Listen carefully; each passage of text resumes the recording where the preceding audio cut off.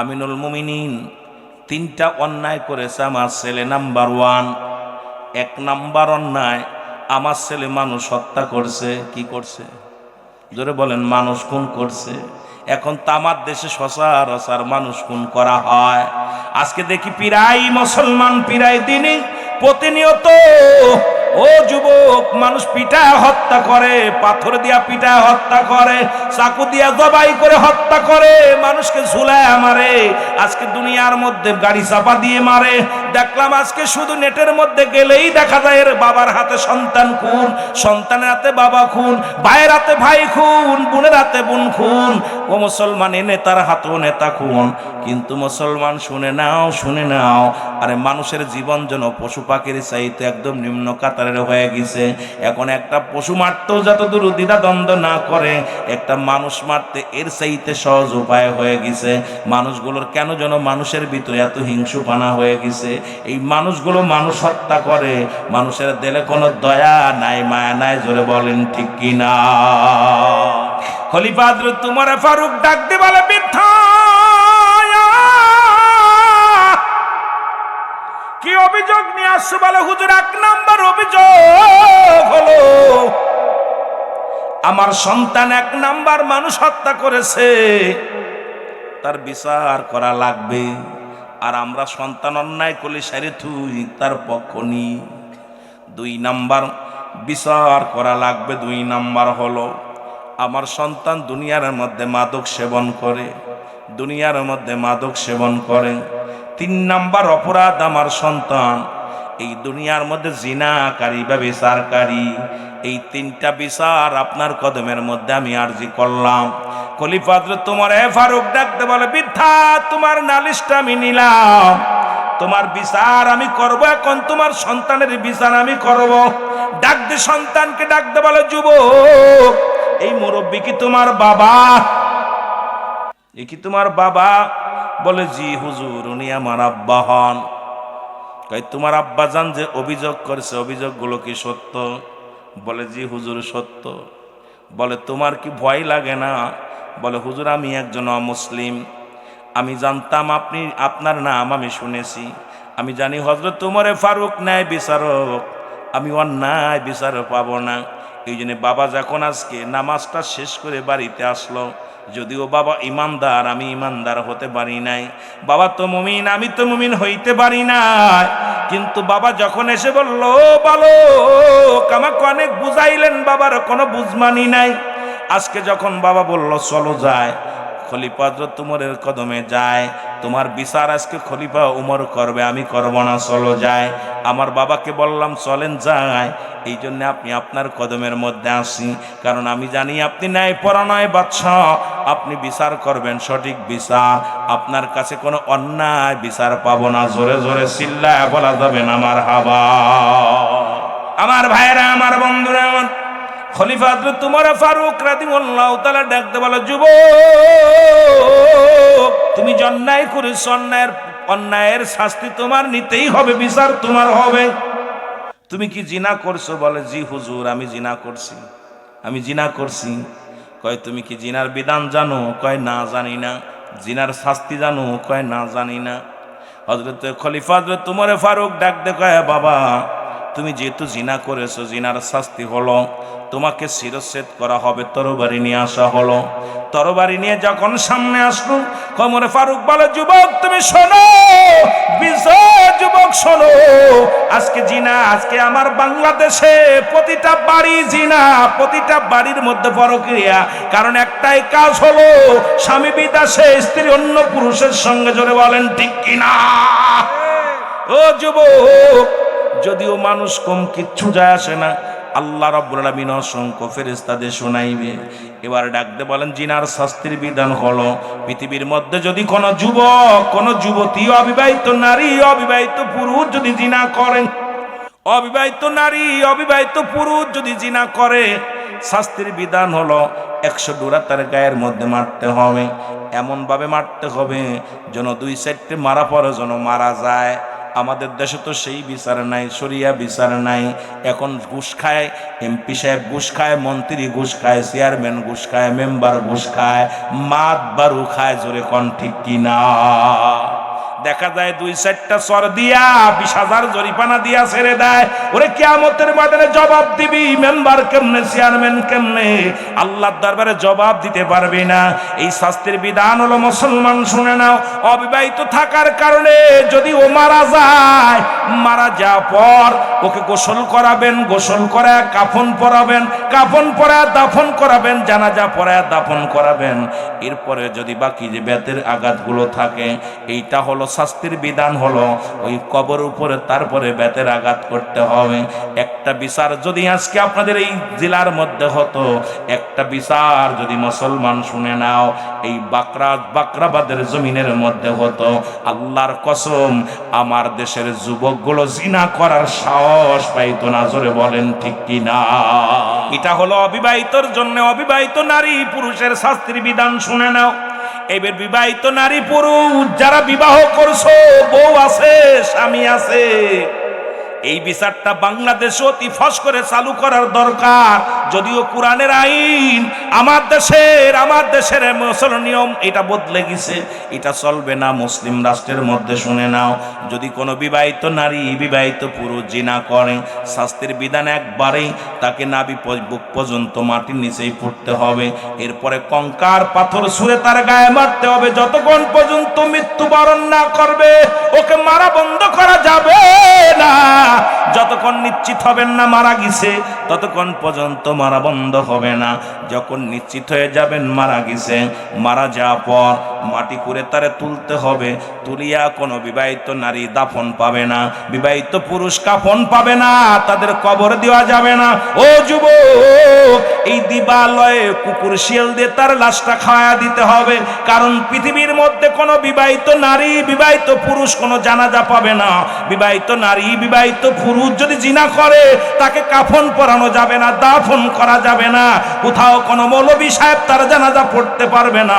ওই বিবাহিত মুসলমান বিবাহিত হওয়ার কারণে নারী পুরুষকে দুজনকেই দিবালয়ে কুকুর শিয়াল দিয়ে লাশটা খাওয়া দিতে হবে।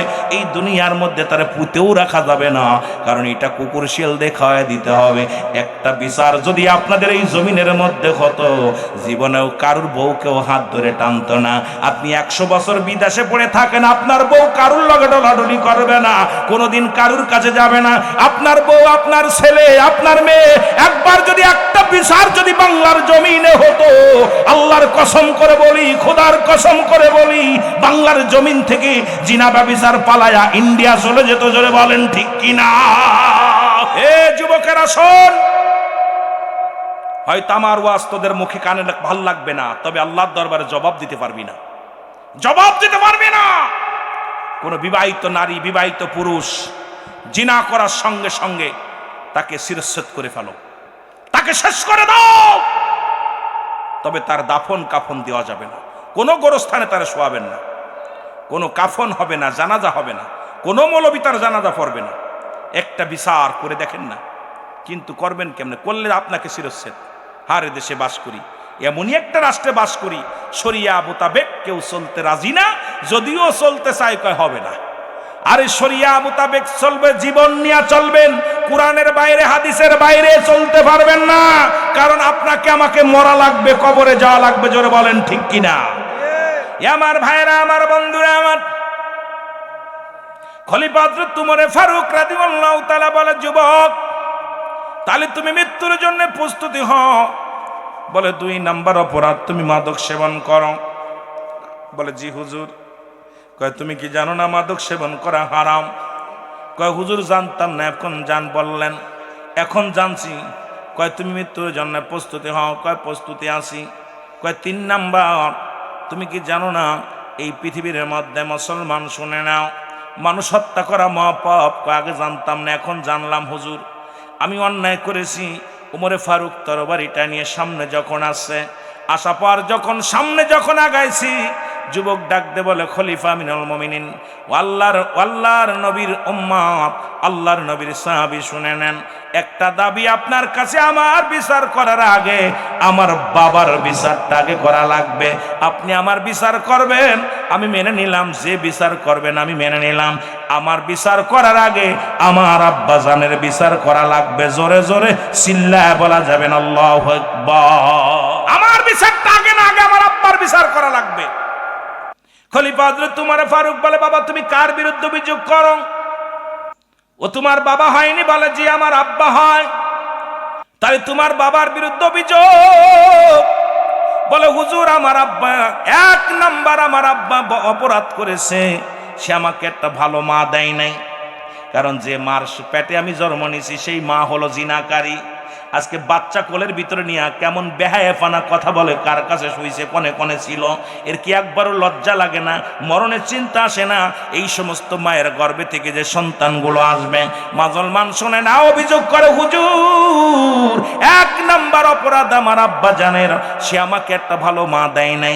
আমার মা পর্দা করে চলতো না, আমার মা বেগানা পুরুষের সঙ্গে চলাফেরা করতো, আমার মা জননী এই দুনিয়ার মধ্যে শরীয়তের বিধান মানতো না। এক নাম্বার অপরাধ আমার আব্বা মায়ের, সে যদি আমাকে একটা ভালো মা দিত।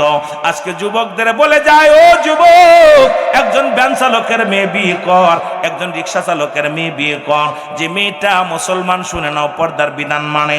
এই জন্য পাঁচটা গুণাগুণ দেখে বিয়ে করা লাগবে।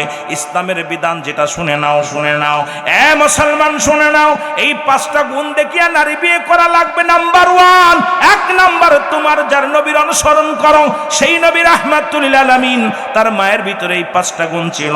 আমরা যারা ওলি আল্লাহ প্রেমিক, সেই গাউসে পাক আব্দুল কাদের জিলানী, যে মুসলমান যাকে বড় পীর বলা হয়, তার মায়ের ভিতরে 5টা গুণ ছিল। আর আপনার ভিতরে কেন এই গুণ থাকবে না? নাম্বার 1 গুণ, এক নাম্বার হলো সতীত্বর আমানতদারী নারী। ইসলাম কাদের? ইসলাম হলো 5টা গুণের গুণান্বিত নারীদেরকে বিয়ে করার কথা বলছে। এক নাম্বার হলো সতীত্বর আমানতদারী। এক নাম্বার কি? সতীত্বর আমানতদারী। আজকে আমার দেশটা শেষ করে দিল খালাতো ভাই, মামাতো ভাই, ফুফাতো ভাই, যাদের চেহারা দেখা হারাম, কোন মৌলবী ফতুয়া দিতে পারবা না, কারণ মামাতো ভাইয়ের চেহারা দেখা হারাম, খালাতো ভাইয়ের চেহারা দেখা হারাম, মুসলমান চাস্তো ভাইয়ের চেহারা দেখা হারাম। আজকে এগুলোর সঙ্গে এক জায়গা বয়া বয়া গল্প করো, প্রাইভেট পড়ো, খাও, রাতে ঘুমাও। আজকে শরিয়া মোতাবেক একটা ফ্যামিলির মধ্যে পাই না। কি বলেন হুজুরের ফ্যামিলি, কি বলেন আলেমের ফ্যামিলি, কি বলেন বক্তার ফ্যামিলি, কি বলেন ইমাম সাহেবের ফ্যামিলি, সব রসাতলে চলে গেছে। কারণ আজকে পেট পূজারি হয়ে গেছি আমরা, দিন পূজারি হয়ে গেছি, আল্লাহর বিধান ভুলে গেছি। আমার যুবক বাবারা শুনে নাও, এক নাম্বার হলো মুসলমান সতীত্বর আমানতদারী, 2 নাম্বার হলো পর্দাশীলতা নারী, 3 নাম্বার হলো মুসলমান আমলদারী নারী। জোরে বলেন মারহাবা। আমার বাবারা, আমার 3 নাম্বার হলো, 2 নাম্বার হলো পর্দাশীলতা নারী। বলতেছিলাম নামাজ যেমন ফরজ, পর্দা তেমনি ফরজ। আজকে একটা বাড়ি পর্দা নাই মুসলমান, শুনে নাও। আজকে পর্দা যাও 2-1টা আছে, যদিও বোরকা পরে, ডিজিটাল বোরকা, ওর ভিতরে মাটিয়ে ফ্যাকসা কি আছে সব দেখা যায়। ডিজিটাল কোথায় বেকা, কোথায় উঁচু, কোথায় নিচে, সব অনুমান করা যায়। ডিজিটাল বোরকা পরা মানে আরো ভণ্ডামি করা। জোরে জোরে বলেন ঠিক কিনা? এমন কিছু বোরকা বাইর হয়েছে, বেয়াদব বদমাইশগুলো, এমন কিছু কোম্পানি বোরকা বানাইছে, যা গায়ে দিলে নিজেদের বডি ফিটনেস সব অনুমান করতে পারে। পিছন থেকে মানুষ, যুবকগুলো সব মার করতে পারে, ওর হাত কেমন মোটা, পা কেমন মোটা, মাজা কেমনে মোটা, সব অনুমান করতে পারে। জোরে বলেন ঠিক কিনা? এটা বোরকা পরেন, এটা ভণ্ডামি করা। জোরে বলেন ঠিক কিনা? এমন কাপড় পরবে যার ভিতরে তোমার নাক, কান, গলা, তোমার বডি কেউ অনুমান করতে পারবে না, তোমার যাচাই বাছাই করতে পারবে না। মুসলমান শুনে নাও, আজকে 2 নাম্বার হলো পর্দাশীলতা নারী, 3 নাম্বার হলো আমলদারি নারী। আজকে কয়টা ফ্যামিলির মধ্যে আছে আমলদারি নারী? সব ছেলে মেয়ে 6এই পড়ে, মোবাইল কিনে দিছো, মোবাইল টেপে আর গেম খেলবে, আর সারা রাত ধরে সেটিং করবে, ও কেমনে ইবাদত করবে? মুসলমান শুনে নাও, শুনে নাও, রাত্র জাগে কোরআন পড়বে না, সকালে উঠে কোরআন পড়বে না। কারণ এই মোবাইলে আমার দেশটারে শেষ করছে, শুধু নারী নয়, পুরুষ নয়, গোটা জাতিকেই শেষ করছে মোবাইলে। আজরে বলেন ঠিক কিনা? 4 নাম্বার হলো মুসলমান গুণবতী রূপবতী নারী। গুণবতী নারী এখন আমরা ধলা চামড়ার পাগল, খালি ধলা চামড়া হলেই তো ছেলেরা পাগল হয়ে যায়। আগের যুগে মানুষ যখন বিবাহ শাদী দিত সন্তানের, মায়ের কুল মাতৃকুল পিতৃকুল যাচাই বাছাই করে বিবাহ হতো। এখন আর যাচাই বাছাই নাই, খালি সুন্দরী চামড়া হলেই হলো। ওটা মুসির না দায় না মেতর না মুসি, এটা দেখার সময় নাই। বাবা মার কোনো মতামত নাই, ওই ইচ্ছা মতো স্বাধীনতাভাবে কাজ করে। শুনে নাও, এর 4 নাম্বার হলো গুণবতী নারী। যদি গুণবতী নারী বিবাহ করো, মাসের পর মাস তোমাকে ছাড়া একলা ঘুমাইবে, জীবনে তোমার ভাইয়ের হাত ধরবে না, মাসের পর মাস না খেয়ে থাকবে, কোনোদিন মানুষ জানতে পারবে না। মুসলমান শুনে নাও, এই গুণবতী নারী যারা এই দুনিয়ার মধ্যে জীবনেও স্বামীর লানত করে না, জীবনেও স্বামীর দুর্নাম দেয় না, স্বামী তারে ধরে পিটাইলেও মানুষের কাছে বলবে না, স্বামী বারবার বাড়ি থেকে বাইর করে দিবে, স্বামীর পা ধরে মাপসে কানবে। আর এই বর্তমান এমন নারী হয়েছে, বউ তারে ডিভোর্স দিয়ে চলে যায়, এর সেই তো দুঃখ আর থাকতে পারে না। হাজার বার আজকে পুরুষ জাতি নির্যাতিত হয়। আজকে আমাদের পুরুষ নির্যাতিত দেশ হলো বাংলাদেশ। জোরে বলেন ঠিক কিনা? এর একটাই কারণ হলো ওই যে আমরা তো সেই গুণবতী বিয়ে করি না। ওর খালি দেখছি চামড়া ধলা হলি হলো, ও তাল গাছের মতো লম্বা হয়ে গেছে, সূরা পারে না, কোরআন শরীফ পড়তে পারে না। ও সব পারে, ইংলিশে কথা বলতে পারে, কোরআন শরীফ পড়তে পারে না। আরে যে মেয়ে কোরআন পড়তে পারে না, সূরা কিরাত জানে না, পর্দার বিধান জানে না, ওগুলো বিয়ে করবি না। সব লাখ হইলে তো দেশ সারা করবি, সে যত বড় চেহারা হোক, বিয়ে শাদী করা যাবে না। যে কারণ শরীয়তের বিধান মানে না। আর ওর ওই বাপ মায়ের সঙ্গে আত্মীয়তা করা যায়। কেমন বাপ মা জন্ম দিছে যে মেয়ে তাল গাছের মতো বড় হয়ে গেছে, কোরআন পড়তে পারে না, মেয়ে সূরা কিরাত জানে না, মেয়েটা পর্দার বিধান জানে না, ছেলে জানে না। শুধু মেয়ের বাবা নয়, বাবার সন্তানের বাবারাও, ছেলের বাবারাও দায়ী আছে। জোরে বলেন ঠিক কিনা? এই জন্য মুসলমান 4 নাম্বার হলো গুণবতী নারীর দরকার। এই গুণবতী নারী যদি একবার সংসারে আসে, তোর সংসারে জীবনে তোর মাকে কোনোদিন গালি দিবে না, তোকে কোনোদিন খোঁটা দিবে না, সংসারের ভিতরে একটা স্বর্গ বানায় ফেলবে, নরক নয়। এত সুন্দর ভাই বাতি যারা আছে সবাইকে বুকে টেনে নিবে, হাজারো কষ্ট সহ্য করে নিবে, হাজারো বেদনা সহ্য করে নিবে। স্বামীর মুখটা মলিন দেখলে সহ্য করতে পারবে না। মুসলমান শুনো, শ্বশুর শাশুড়ি কষ্ট পাইলে কলিজার মধ্যে আঘাত লাগবে। শ্বশুরের জন্য পাগল থাকবে, শাশুড়ির জন্য পাগল থাকবে, জামার জন্য পাগল থাকবে, ছেলে মেয়েদেরকে শরিয়া মোতাবেক যে লালন পালন করার চেষ্টা করবে। এই জন্য 4 নাম্বার গুণটা আমাদের দরকার। গুণবতী রূপবতীর দরকার নাই, গুণবতী এই নারীগুলো দরকার। আমার বাবারা, আমার বন্ধুরা, আমার আগে বললাম, আগে খুঁজতো মা তুমি কোরআন পড়তে পারো কিনা, মা তুমি নামাজ পড়তে পারো কিনা, মা তুমি আত্মায়াতু পারো কিনা, মা তুমি দোয়া মাসুরা পারো কিনা, মা তুমি মুসলমান কোরআন তেলাওয়াত করতে পারো কিনা। মার আগে যে মেয়ের কাছে জিগাইতো বাবারা যায়, আর এখন দেখে খালি চামড়া দেখে, দলা চামড়া দেখলে বাবাও পাগল, মাও পাগল, ছেলে তো আগেই পাগল। জোরে বলেন ঠিক কিনা? প্রয়োজনে একজন ভ্যান চালকের মেয়ে বিয়ে কর, রিক্সা চালকের মেয়ে বিয়ে কর, আল্লাহর কসম। তবু ওই নাস্তিকের মেয়ে বিয়ে করিস না।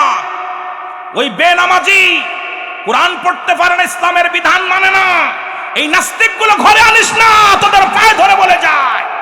আর ওই মাদেরকে বলবো, বিয়ের আগে দাদির কাছে বলবি, মার কাছে বলি, মাগো তুমি একটা হালাল খোর বান্দার লগে আমার বিয়ে দিবা। সেই ছেলেটা সারাদিন ভ্যান চালাবে, সে হারাম খাবে না। ছেলেটা সারাদিন দিন মজুরি থাকবে, সে জিনা ব্যভিচার করবে না। মাগো এমন একটা ছেলে দিবা, সে 5 ওয়াক্ত সালাত আদায় করে। মাগো সে হালাল খাদ্য খায়। মা ওই যে ছেলেটা জীবনে দাড়ির মধ্যে খুঁড় দেয়নি, যে ছেলেটা ইসলামের বিধান মানে। মাগো যে ছেলেটা গান বাজনায় যায় না, কোরআন হাদিসের মাহফিলে যায়, আল্লাহর মসজিদে যায়, মাগো এমন একটা ছেলেকে আমার দিও। মাগো মার কাছে দাবি করবেন ছেলেরা, আমার মারা বলতেছি, মার কাছে দাবি করবো, মা আমি জীবনে বড় চাকরির ছেলে চাই না, ঘুষখোর সুদখোর ছেলে চাই না, তুমি একটা ইমানদার, খাঁটি ইমানদার হালাল খোর বান্দার সঙ্গে আমার বিয়েটা দিবা। দাবি করবা মা। ও মা কয়দিন থাকবি দুনিয়ায়? 40 বছর 50 বছর, দিন চলে যাবে। যারা গাছতলায় আছে তাদেরও দিন যাচ্ছে, যারা পাঁচতলায় আছে তাদেরও দিন যাচ্ছে, যারা খেয়ে আছে তাদেরও দিন যাচ্ছে, যাদের না খেয়ে আছে তাদেরও দিন চলে যাচ্ছে। কিন্তু আমরা খালি বড় লোক পাগল মেয়েরা এখন ধনী দেখবে, আর ধনী চিন্তা করে ছেলে তার মদ খেয়ে তাল হয়ে পড়ে আছে, বাবা মা তার সঙ্গে সন্তান দিচ্ছে বিয়ে, আর ওই মদখোর গাঁজাখোর ইয়াবাখোর এগুলোর সঙ্গে আত্মতা করতেছে, এগুলো বন্ধ করতে হবে। আবার বাবাদের নালিশ, বাবাদের কাছে অনুরোধ করব, বিয়ের আগে দয়া করে বন্ধু বান্ধবরে বলবি, মাকে বলবি, বাবারে বলবি, বাবা আমি একটা কালো মেয়ে বিয়ে করব, শ্যামলা মেয়ে বিয়ে করব, তবু ওই মেয়েটা, যে মেয়েটা আসলে 5 ওয়াক্ত সালাত আদায় করবে, পর্দার বিধান মেনে চলবে, ঘর থেকে বাইরে নিজের মার্কেট নিজে করতে চাবে না, নিজের মার্কেট সে জীবনও করতে চাবে না, তোমার খেদমত করবে, আমার খেদমত করবে। মাগো এমন একটা মেয়ে এনে দিও যে মেয়েটা জীবনে নিজের ইচ্ছা মতো চলতে পারে নাই, সে তার স্বাধীনতা ছিল না, সে পরাধীন অবস্থায় ছিল, সে সারা জীবন। যে কথা বলতেছিলাম আল্লামা কুতুবী রাহমাতুল্লাহ বায়ান করে গো, বান্দা যখন কবরের ভয়ে, জাহান্নামের ভয়ে,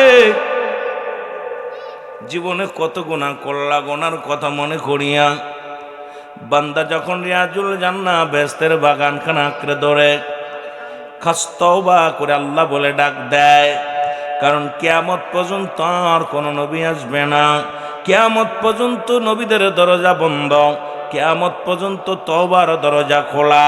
বান্দা যখন কবরের ভয়ে, জাহান্নামের ভয়ে, ও মুসলমান সঙ্গে সঙ্গে রব্বি কারিমের দরবারে ডাক দে, বলে রব্বি কারিম, জীবনে যত গুনাহ করলাম গুনার কথা মনে করে ইস্তেগফার পড়লাম, আল্লাহর জীবনে গুনার দিকে ফিরে যাব না, জীবনের নামাজ ছাড়ব না, জীবনের রোজা ছাড়ব না, জীবন অন্যায় করব না, জুলুম করব না, ব্যভিচার করব না, এই দুনিয়ার মধ্যে অন্যায় পথে পা বাড়াইব না।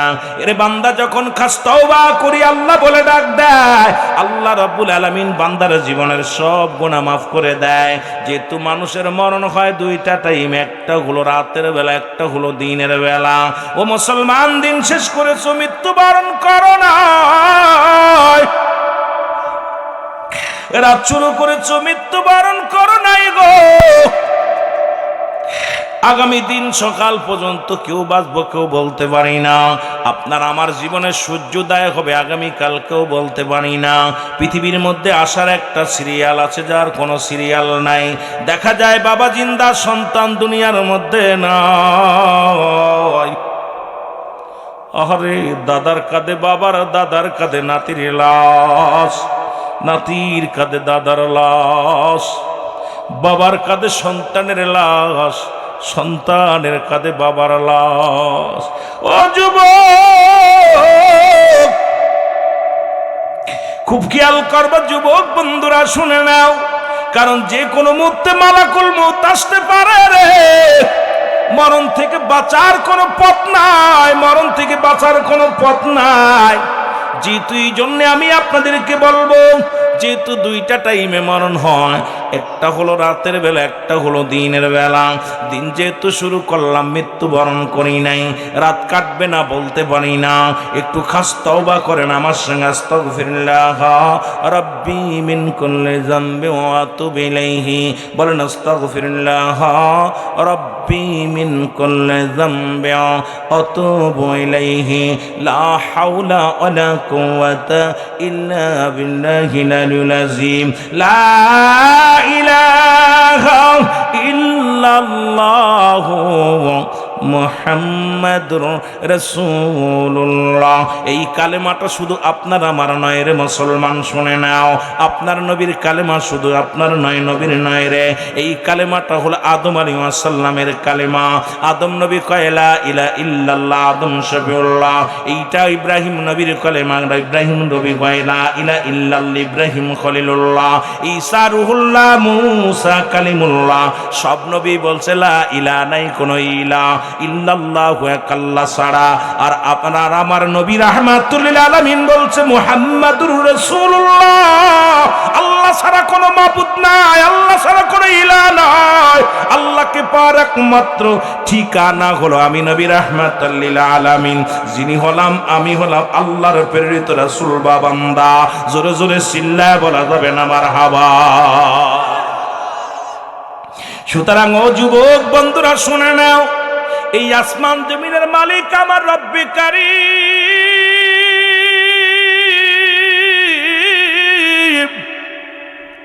এই রব্বে কারীমের জন্য পাগল হলো এই দুনিয়ার মধ্যে। রব্বে কারীমকে পাওয়ার জন্য, নবীকে পাওয়ার জন্য যুগে যুগে কত মানুষ পাগল হলো রে বাবা। এই রকম যদি ইসলাম আনা লাগতো রে যুবক, আমার দেশে একটা মানুষের খুঁজে পাওয়া যাইত না। আজকে পর্দার কথা বলতেছিলাম, যে আলোচনার মধ্যে গেলাম, মনোযোগ দিয়ে আলোচনা শোনো। আল্লাহর নবীর এক সাহাবী হযরতে সালাবা রাদিয়াল্লাহু তাআলা, মারহাবা, উনি রাসূলের পাশে নামাজ আদায় করতেন, এক ওয়াক্ত নামাজ কাজা দিতেন না। নবীজি একজন ওয়াজ করলেন, নামাজ যেমন ফরজ, পর্দা তেমনি ফরজ। পর্দার বিধান নিয়ে নবী আলোচনা করলেন। ও মুসলমান, হযরতে সালাবা রাদিয়াল্লাহু তাআলা উনি রাস্তা দিয়ে যখন যাইতেছিলেন, যদিও মুসলমান খেয়াল করো, একটু দিলের কান্ডা লাগায় শোনো, আমার যুবক বাবারা শুনে নাও। হযরতে সালাবা রাদিয়াল্লাহু তাআলা যখন রাস্তা দিয়ে যাইতেছিল,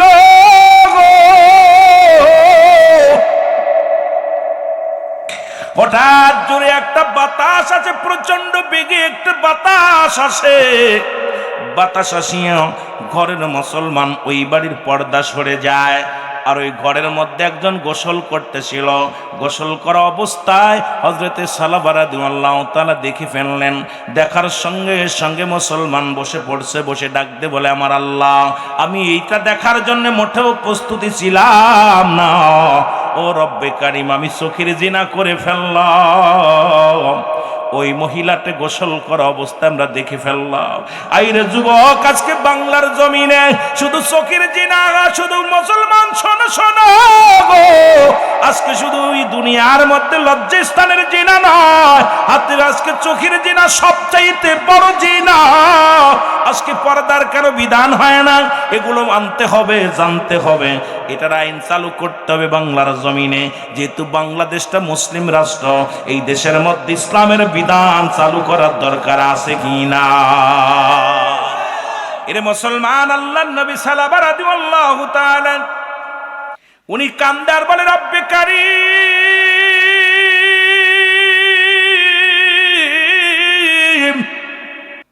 কিয়ামতের ময়দানে আমি কি জবাব দিব রে? আমি যে বেগানা নারী দেখে ফেললাম, আমার আল্লাহ, বেগানা নারী দেখলাম, এই অবস্থায় দেখার তো আমার কোনো চিন্তাও ছিল না।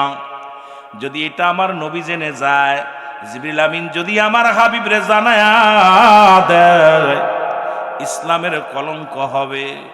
ওরে আমি নবীর সাহাবীর কলঙ্ক হবে, মুসলমানদের কলঙ্ক হবে। এই মুখ আমি রাসূলুল্লাহকে দেখাবো না। উনি চলে গেলেন, রওনা দিয়ে জঙ্গলায় চলে গেলেন, পাহাড়ি অঞ্চলের মধ্যে চলে গেলেন। অনেক দিন হয়ে গেল, আমার নবীর জিবরিল আমিন ডাক দে কয়, আল্লাহর নবী গো, আপনি একটু আপনার সাহাবী যুবক সাহাবী সালাবার দিকে একটু নজর করেন। নবীজি সালাম ফিরে, আসসালামু আলাইকুম রাহমাতুল্লাহ, আসসালামু আলাইকুম রাহমাতুল্লাহ। আল্লাহর নবী ডাক দে কয়, আমার সাহাবীরা, আমার সালাবার খবর জানুনি, তোমরা জানুনি? সাহাবীরা বলে, নবী গো, আপনার সালাবার কোনো খবর আমরা বলতে পারি না। আল্লাহর নবী কয়, খবর নাও, বাড়িতে খবর নাও। বাড়িতে খবর নেওয়া হলো। সালাবার বাবাও জানে না, মাও জানে না। সালাবার বাড়ির মানুষ, আত্মীয় স্বজন কেউ বলতে পারে না কোথায়। নবীজি বললেন, সাহাবীরা তোরা তাড়াতাড়ি আয়। নবীজি টিম বানায় দিলেন। কোথায় রে আবু বকর সিদ্দিক রাদিয়াল্লাহু তাআলা, কোথায় রে ওমর ফারুক রাদিয়াল্লাহু তাআলা, কোথায় রে উসমান গনি রাদিয়াল্লাহু তাআলা, কোথায় রে হযরত আলী রাদিয়াল্লাহু তাআলা, কোথায় রে? আয়। নবীজি বললেন, যাও। আমি ডাক দি বললাম, হযরত আবু বকর,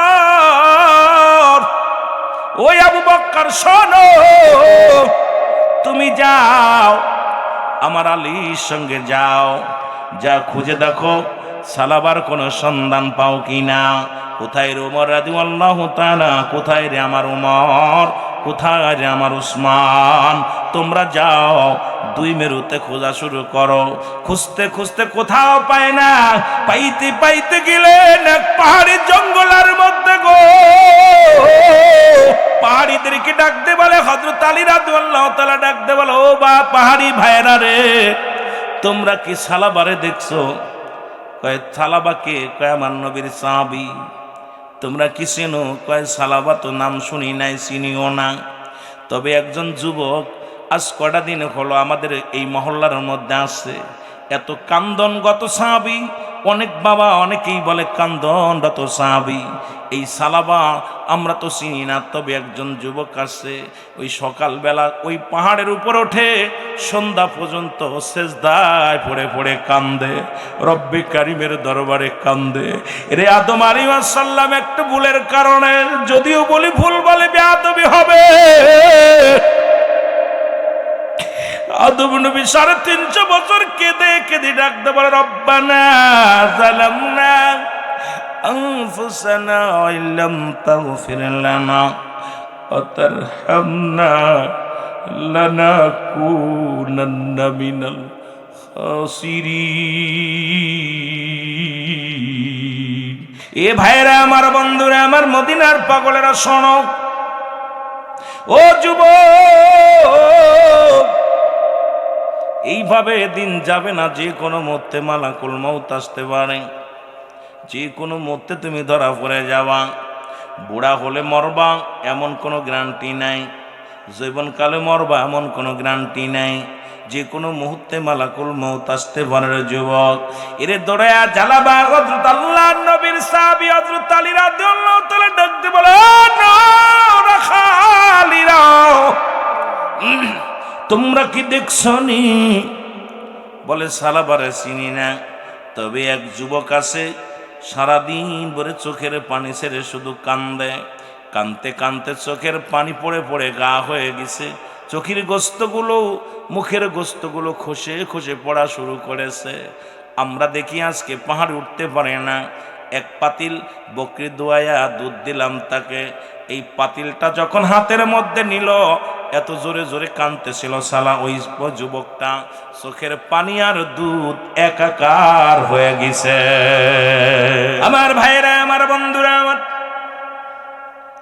আল্লাহর নবীর সাহাবী আবু বকর সিদ্দিক রাদিয়াল্লাহু তাআলা ডাকতে বলে, ও আলী,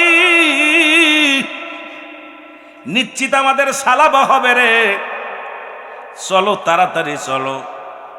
চলে গেলেন, যায় সালাবারে যায় দেখে সিজদায় পড়ে কান্দে, ডাকতে বলে, আমার আল্লাহ,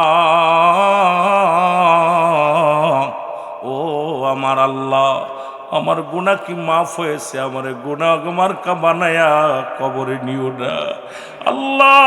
আল্লাহ, আমার কথা যেন কেউ জানতে না পারে, আমি যে বেগানা নারী দেখে ফেলেছি রে আল্লাহ, এইটা যদি মানুষ জেনে যায় আমি কলঙ্ক হবে, ইসলামের কলঙ্ক হবে।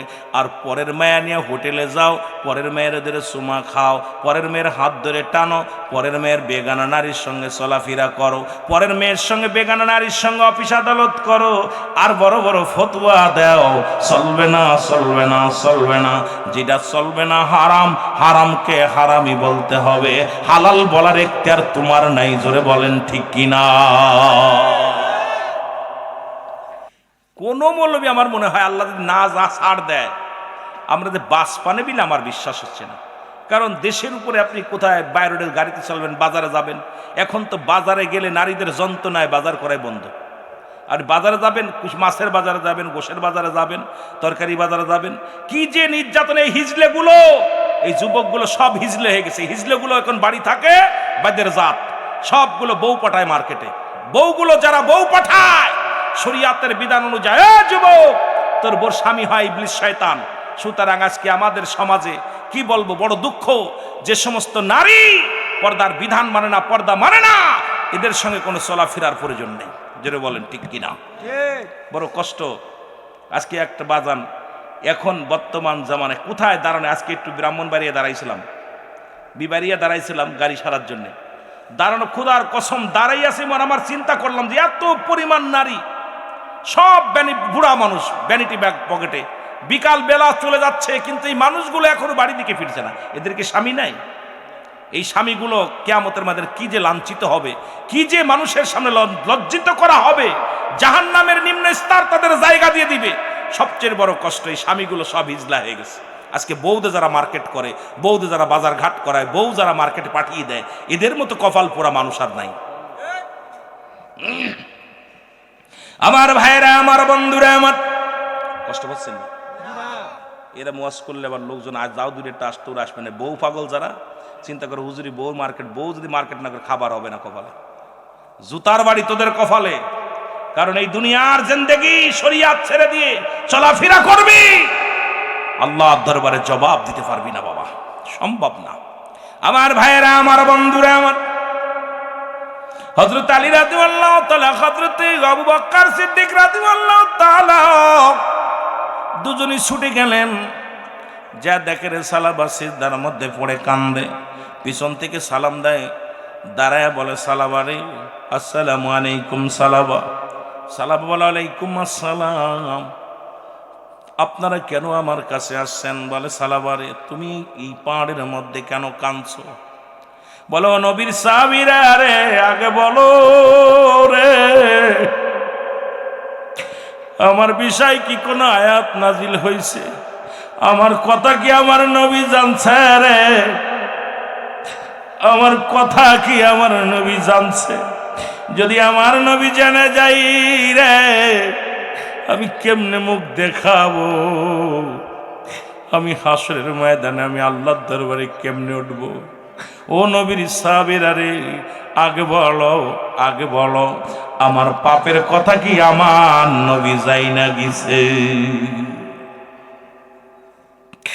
সিদ্দিক আকবর ডাকতে বলে সালাবারে, না না, তোমার বিষয় কিছু নবীজি বলেন নাই, তোমার বিষয় কোন আয়াত নাজিল হয় নাই, রহমতের নবী তো তোমার বিষয়ে কিছু বলে নাই। দুজন সাহাবীর ঘাড়ে ভর দিয়ে চলে আসলেন, রসুলের সামনে আসলেন।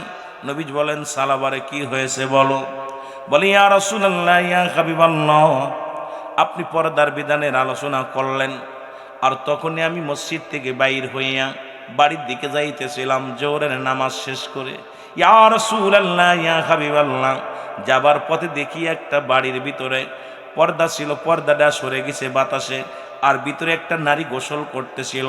এই গোসল করা অবস্থা আমি তারে দেখে ফেলেছি। ইয়া রাসূলুল্লাহ, ইয়া হাবিবাল্লাহ, আমি চোখের জিনা করে ফেলেছি নবী গো,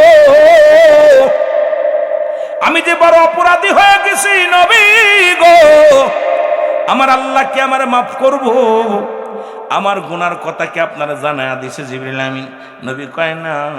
আমার নবী কয় জিবরিল, ও সালাবা, আমার কাছে তো জিবরিল আমিন কিছুই বলে নাই, আমি তো বিষয় কিছু জানি উনি আমার আল্লাহ জানান নাই। তাহলে তো সালাবা কান্দার বলে, ইয়া রাসূলুল্লাহ, ইয়া হাবিবাল্লাহ, আমি মনের অজান্তে দেখে ফেলেছি, আমারে কি আল্লাহ মাফ করব? আমার নবী কয় সালাবারে তওবা করো।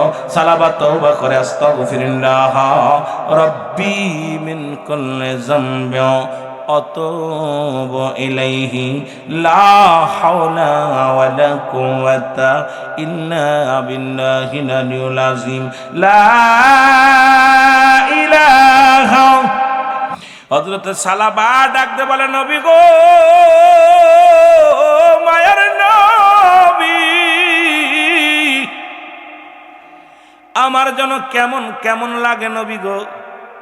নবীজি বলে সালাবারে কি হয়েছে? বলে ইয়া রাসূলুল্লাহ, ইয়া হাবিবাল্লাহ, আমার পিছনের রগটা যেন টেনে ধরে কে, আর মনে হয় পিপিলিকার মতো পিছনের শিরা আর গোড়দে যেন পিপিলিকার মতো কি যেন বেয়ে যেতেছে।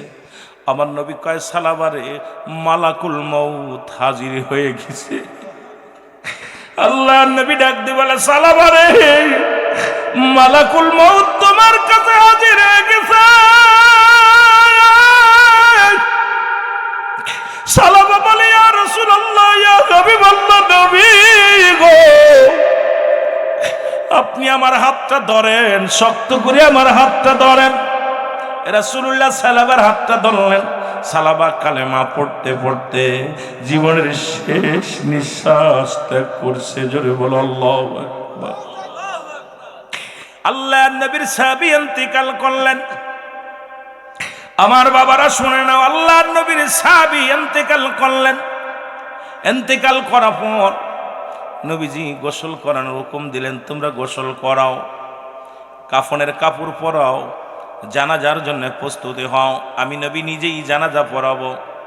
হযরত আবু বকর সিদ্দিক রাদিয়াল্লাহু তাআলা, হযরত ওমর ফারুক রাদিয়াল্লাহু তাআলা, হযরত উসমান গনি রাদিয়াল্লাহু তাআলা, হযরত আলী রাদিয়াল্লাহু তাআলা সহ অসংখ্য সাহাবীরা সালাবার খাটখানা ধরলেন। যখন রওনা দিলেন, আর হযরত উমর দাঁড়ায় গেলেন, থপ করে দাঁড়ায় গেলেন। নবীজি পিছনে, অনেক পিছনে পড়ে আছে। সালাবার দেহখানা নিয়ে মাঠের পরে রাখলেন। নবীজি বললেন, তোমরা ওই ময়দানে, ফাঁকা ময়দানে সালাবার লাশখানা রাখো। রাসূলুল্লাহ নিজেই জানাজার নামাজ পড়াবে। রাসূল আসতেছিল। আমার যুবক বন্ধুরা আমার, শুনে নাও। এইবার যখন আসতেছিল, হযরত উমর ফারুক তাকা দেখে নবীজি মেলা পিছনে পড়ে গেছে। নবীজিকে ডাকতে বলে, ইয়া রাসূলুল্লাহ, ইয়া হাবিবাল্লাহ, আপনি তো অনেক পিছে পড়ে গেছেন নবী গো, আসেন তাড়াতাড়ি একটু করে আসেন। আমার নবী একটা মিষ্টি হাসি দিয়া বলেন, উমর রে, আমি কেমনে আইব, আমি তো হাঁপা রাখার জায়গা নাই। হযরত উমরে ফারুক রাদিয়াল্লাহু তাআলা বলে, ইয়া রাসূলুল্লাহ, কি বলেন? কয়, উমর রে, তুমি দেখছো না আমাকে আল্লাহ যা দেখায়, তুমি তা দেখো না? আরে আসমান থেকে এত পরিমাণ ফেরেশতা নেমে আসছে, অসংখ্য ফেরেশতারা জমিনের মধ্যে নামছে।